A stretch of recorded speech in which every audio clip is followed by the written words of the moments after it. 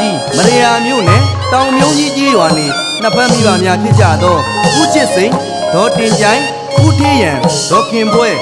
သားအလူတကာကြီးဦးချိုချိုသမီးအလူမကြီးဒေါ်ကီတီခိုင်သမီးလာရတနာမတ်ထက်စုဝေမတ်မြနိုးဝေမတ်နန်းရည်ချိုတို့ရဲ့ရတနာထိုက်တဲ့မိသားစုအလူတော်မင်္ဂလာပွဲကြီးမှာမြမပြည်တွေ့တဲ့မျိုးသားနေဆိုင်အဖွဲ့ကြီးရဲ့စီပြောသံ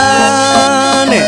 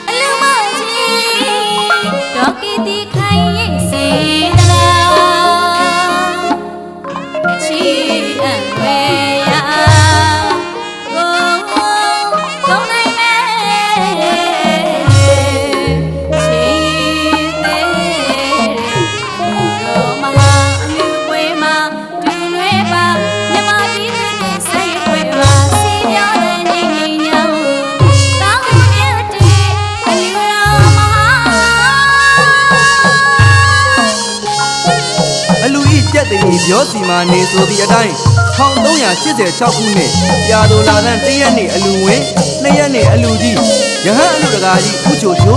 ရဟန်းအလူမကြီးဒေါ်ကီတီခိုင်သမီးလာရတနာမတ်ထက်စုဝေမတ်ညနိုးဝေမတ်နန်းရည်ချိုတို့ရဲ့ရတနာထိုက်တဲ့မိသားစုအလူတော်မင်္ဂလာပွဲကြီးမှာမြမပြည်တွေ့တဲ့မျိုးသားနေဆိုင်အဖွဲ့ကြီး